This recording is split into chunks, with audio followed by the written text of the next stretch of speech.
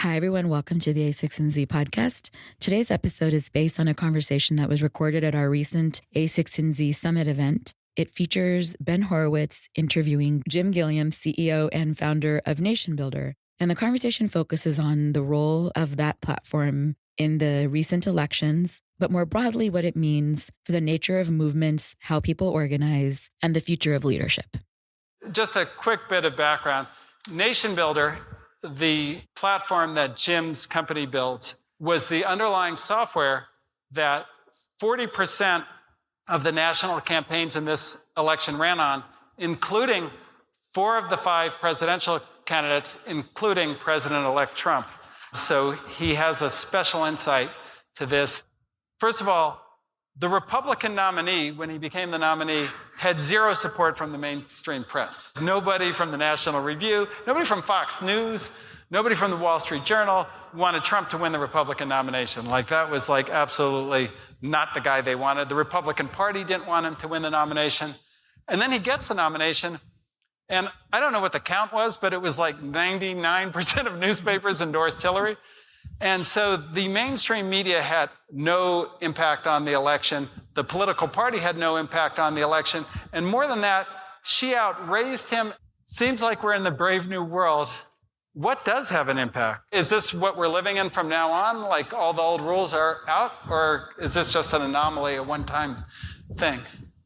Yeah, there's been a lot of analysis from a political perspective of what happened. And obviously, I come from a technology perspective. All of the outsider presidential candidates used NationBuilder. Our perspective, and we've looked at this, is in sort of classic disruption theory.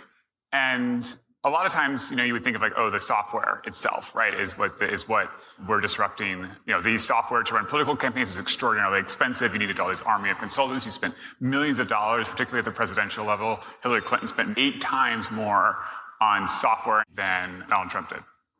And so in disruption theory says that, okay, well, then there's an opportunity at the low end of the market for all of the folks that have been ignored by the traditional software offerings. NationBuilder fits into that zone. We're a much more affordable option. It's much more accessible. It's affordable for people running for school board, you name it. But we're actually disrupting the political parties. The political parties have traditionally been sort of the gatekeepers to whether or not you can run for office, who gets the resources. And what they've done is over time, they've gone to sort of service towards the very high end of the market. The contested elections, right, the presidential races, the Senate campaigns that matter. And the result is that the vast majority of the company is ignored. And so that provided an opportunity for us to start to go in and start to provide those services. We're nonpartisan. Anybody can use our software. That was a total revolution. It didn't matter what political party or what your ideology was. But then we started to provide the voter file. Okay, so take a step back, because you said that very fast. So you're providing the voter file. What does a voter file mean? Why is that important? So in order to know who can actually vote, right, you need to have the database of who those voters are in your district. And that's compiled by counties all over the country, the election boards. Now, what the parties have done is that they've consolidated that information into sort of central databases and tried to add value to it over time to differing sort of levels of success. In general, the Democrats have one system. There's a monopoly behind it. Everybody has to use one system. On the Republican side, it's much more, there's a lot more competition. But the voter file is really key. And the result is, in order to get access to that voter file, you have to be blessed by the party. And so, as you can imagine, in primary situations, the folks that there's a lot of desire to kind of keep the outsiders out of the game, or the folks that haven't played ball or that kind of stuff. And so people are frequently declined access to the voter file. If you had to spend thousands of dollars through private vendors to get access to it, it just wasn't viable. And so we went and we compiled the voter file nationally and started to provide it for free. Offering software for $29 a month to go run for office. First time anybody's ever done that. Provide it for free to anybody running for office, even if you don't use NationBuilder. So if the genie is out of the bottle then, and the kind of hold that the political parties had on candidates and the influence of the mainstream media had on the population, and the fact that so much money's in politics, does that matter anymore? Money is going to be in politics. Well, it has a great return on investment. So it's always going to be in politics. But I think what what's exciting is that as the money sort of has flooded in, it has become less relevant because the macro trends at play is that you can't just buy people's attention. Right? You can't just advertising industry is dealing with this, marketing teams are dealing with this. You can't just buy it. And so what matters is that your message and reaching people matters an awful lot more. It's a ton more money in politics, but it's becoming less and less relevant. So now that the old rules are gone, now like that I can no longer win an election by getting an endorsement from a major party, getting an endorsement from the media, raising a ton of money. If I can't win like that, then how do I win? You have to have people who care about what you're doing. Can turn that energy and that attention into donors, turnout for events, and volunteers, like real world, actual results. And so that's the big opportunity for folks. If you've got to get out there with a message that really resonates. And what we've seen is that the campaigns that spend an awful lot of time putting together the technology in different ways, they lose sight of what is the actual message that's going to reach people? How do we get creative with what our campaigns look like? We saw this happen very early on with NationBuilder, where the Scottish National Party was really interested in using it. We were one of our first beta customers. And you may know the story now, but they've since they won this historic election. They held a referendum on declaring independence from the UK, all kinds of amazing things. But what happened in that very initial campaign was that they'd spent a year and a half trying to pull together all of their different tech systems, and they weren't really getting anywhere. So even an early version of NationBuilder, they were able to stop focusing on all those things, and instead they actually started to find all those folks that were tweeting about them from the countryside, engage with them, get them to host parties and knock on doors and stuff like that, and they tripled their party membership in the course of 2.5 months. And that's how they actually won. So it's the folks that are spending all their time trying to make the tech work, you don't have to do it anymore. So in the presidential campaign, I've been reading everything, all the post-game analysis. And one of the things that really struck me was in Hillary's television advertisements, or in Donald Trump's television advertisements, 10.2% of his ads mentioned Hillary Clinton. And in Hillary Clinton's television advertisements, 100% of the ads mentioned Donald Trump. Do you think that was reflective of a lack of a message? Or how does that happen, where two people are running against each other and they take such different tactics? And did that impact the outcome, do you think? Hillary Clinton very deliberately built a kind of a technocratic campaign that is a deep part of the culture of the Democratic Party. And it's also who she is, right? She's an extremely extraordinary tactician in getting things done and that. But the result was that was the belief was how they were going to win. But it really distracted them from, okay, what is it that people actually care about right now? Not 10 years ago or 20 years ago or 30 years ago. What is it right now? And that pulling the eyes off the ball was the thing. And meanwhile, Donald Trump tapped into an energy source that was extremely powerful. And he knew it. He knew it intuitively, you could tell, and just kept stoking it and stoking it and stoking it. You can do that, and you can do it for whatever it is that matters to you. It doesn't have to be, ideologically, if you don't agree with him. A lot of people don't. You've got to be able to tap into that thing. And so the Trump campaign weren't running the campaign the way you're supposed to. But at the end of the day, what he did was on his cell phone, whatever it was that was coming up for him, he put it out there in the world. That energy could turn into donors, volunteers, and people turning out at those massive rallies. And one of the things that you mentioned to me in the past was that his supporters, when you look at just supporters of political candidates, were unusually rabid. How does that manifest itself, and why does it matter? Yeah, because that energy turns into people actually doing things for the campaign. And there was a kind of a double whammy that was happening on the Clinton side, where the energy wasn't particularly strong to begin with, and on top of it, they were super confident that they were going to win. So there was no real urgency. So they tried to create urgency around Trump, but nobody ever believed it because everybody thought there was no chance he could ever win. If you look at the number of votes over the last couple of presidential elections, Trump got roughly the same number of votes as the previous two Republican nominees. But Hillary Clinton got dramatically less than Obama did, and that was the real difference. We've got Brexit, we've got Trump. Is this a better world? Or have we entered like a much worse world? So I really love the internet. I wrote a book about my life called The Internet is My Religion. And a lot of people are really questioning, is the world that we're making Facebook is getting correct? Attacked. The internet's getting attacked by the mainstream media.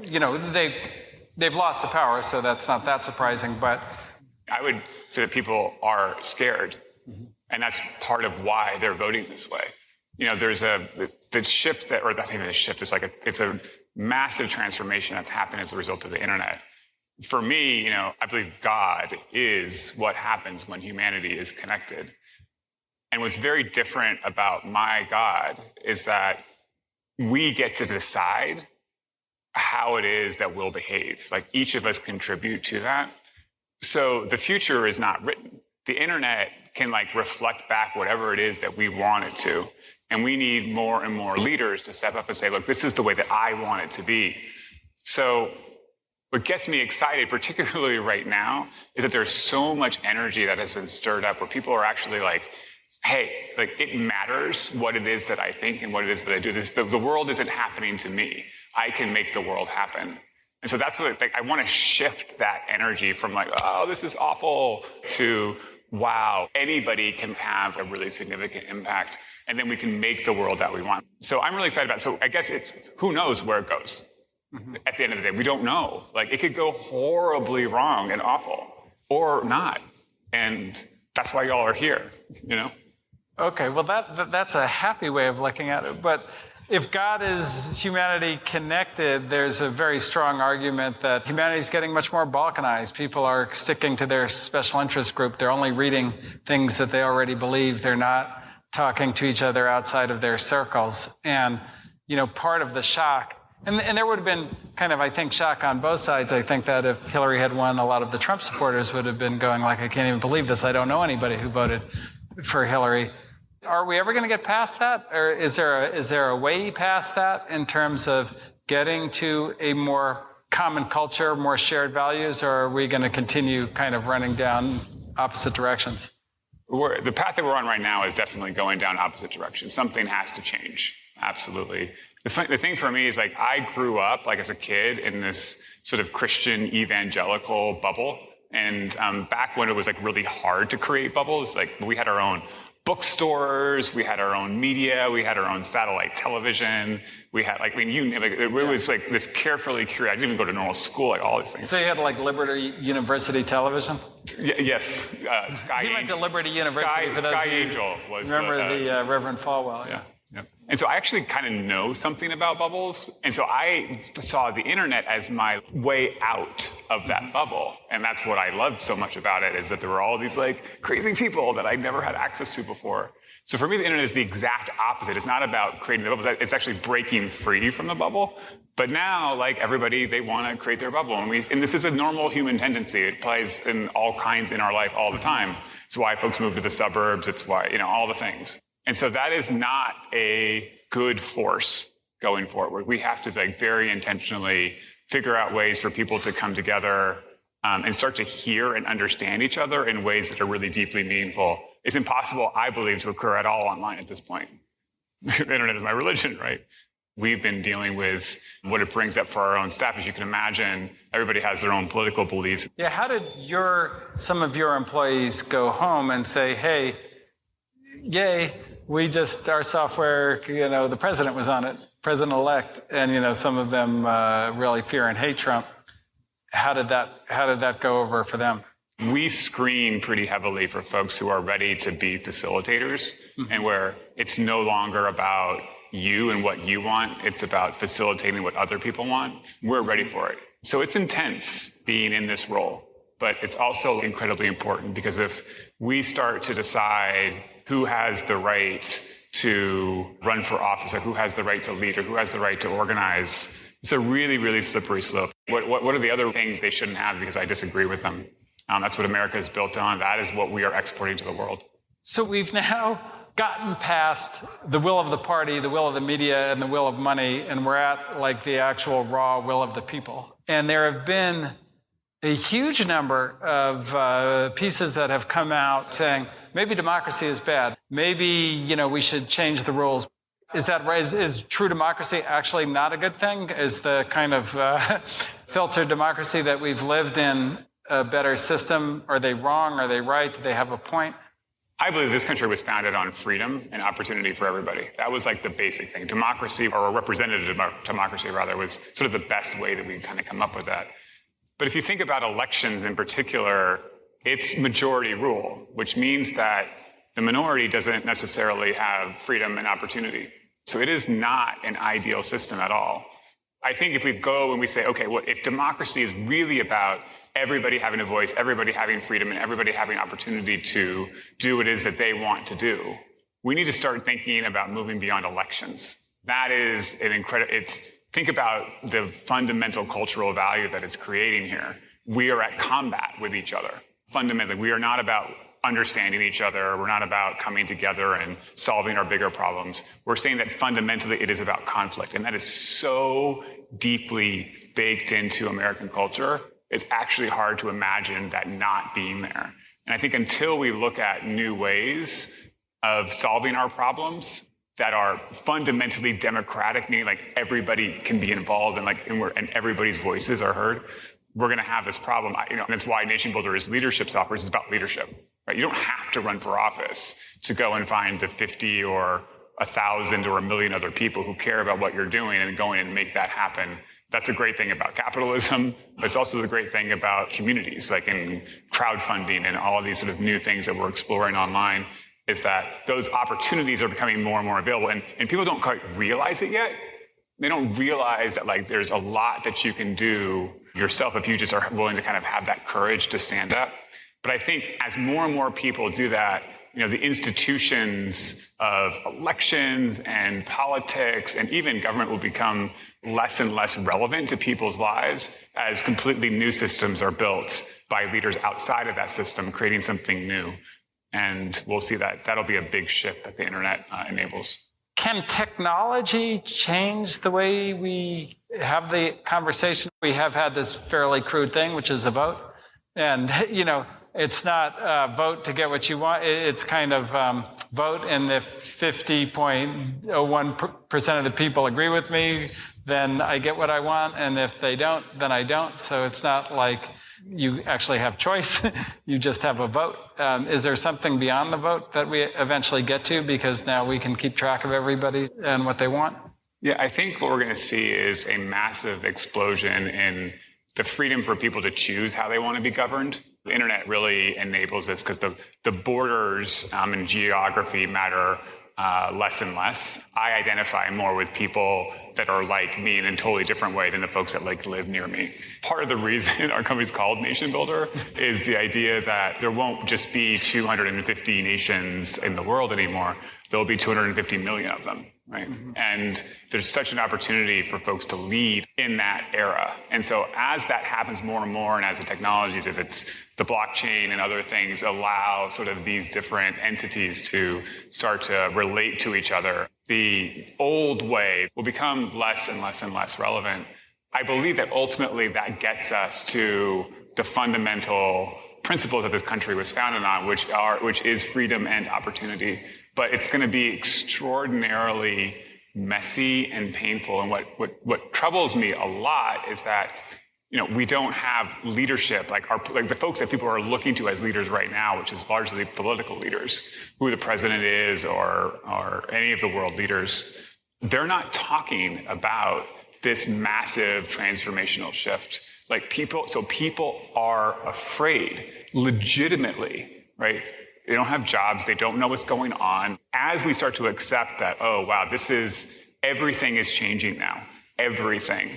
We can start to put together the stories, the narratives, the policies that will sort of lead us through that transition in a really healthy way so that we can create the world that we actually want to create instead of the world that the technology is just kind of like spiraling us towards. We saw a massive spike in signups to our site, runforoffice.org. He's got a site called runforoffice.org. It turns out there's how many offices in the United States you can run for? There's like 500,000. We don't have 500,000 offices you can run for. So there's 500,000 jobs. You can run some, you can be an elected official. So there is energy for folks to actually get engaged in the process, which is exciting. Mm-hmm. But fundamentally, the internet and technology is like moving so fast. It's just so hard to keep up with it.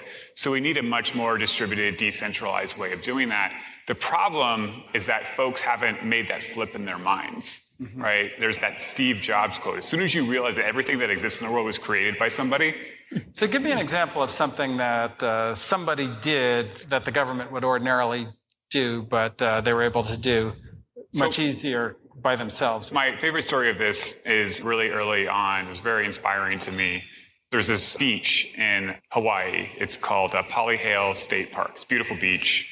Of course, it's in Hawaii. And the rainy season came, and it washed out this key bridge that was going to sort of allow people to get to the beach. It was like a 13-mile dirt road. And they're really concerned because all of the tourist small businesses, the renting kayaks and stuff like that, weren't going to have any customers once springtime came. And so they went to the government and said, hey, guys, can you come, fix the bridge? And they're like, yeah, sure, we'll get to it probably a couple years. And well, actually, maybe not, because it's going to cost about $8 million and we don't really have any budget. And so, these businesses would have gone out of business. There just wasn't an option. So a surfer, his name is Bruce, a surfer was like, we can figure this out. So he got 20, 25 people together. He got somebody to donate a crane and somebody else to donate some wood and a ditch digger and all this stuff. And they fixed the bridge themselves in 8 days. Wow. My hero, Bucky Fuller, he said this sort of very clearly. You don't change things by trying to sort of fight the existing reality. You change things by creating a new model that makes the existing one obsolete. There is so much opportunity now for everyone to create those new things that just make the other ones obsolete. And that's a beautiful note to end on. Thank you, Jim. Thank you, everybody.